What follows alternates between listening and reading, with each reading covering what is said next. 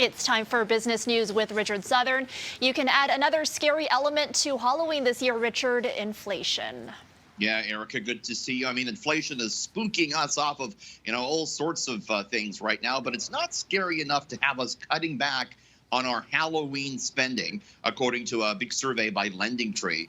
They found the average individual will shell out just over $160 on Halloween this year. That's higher than last year.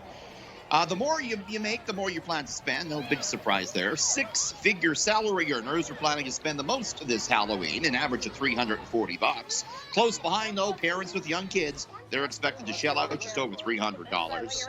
Overall, Halloween spending expected to be up as much as 20% over last year, despite all this rising inflation.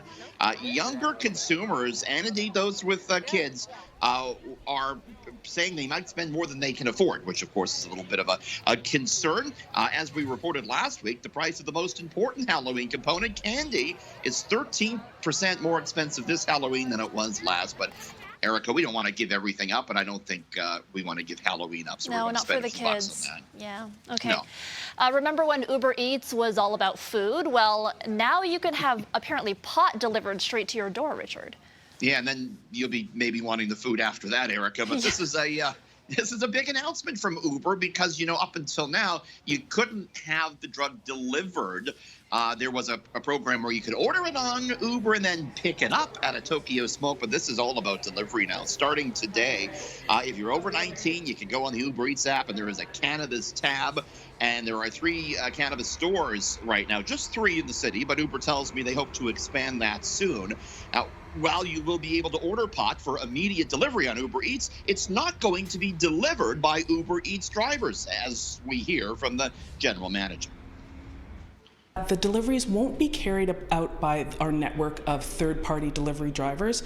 Essentially, these deliveries will only be carried out by the CanCell certified staff of a cannabis retailer. So that means that you can't have food delivered with the cannabis. It's the cannabis store workers themselves that will be delivering it. Still, Erica, this is a first in the world. First city Uber has done cannabis delivery. It'll be interesting to see how much interest there is in it, how popular it becomes. Okay. Indeed. Finally, a global tech giant is making a big investment right here in Ontario, Richard. Yeah, big news conference today with the Premier and the Prime Minister up in Ottawa. Nokia is expanding its operations in the nation's capital, with all levels of government kicking in money to help Nokia expand its Ottawa facility into a big research and development technology hub. It's a move that's going to create hundreds of jobs, but it's also a move that some industry watchers say is likely an effort by the federal government to diversify away from Huawei as Canada looks to further its 5G wireless technology desires. The project will transform Nokia's 26-acre campus at the Canada Business Park into a mixed-use corporate, residential, and commercial hub. Nokia said this will also help it expand its cybersecurity, its artificial intelligence research in Canada, and machine learning.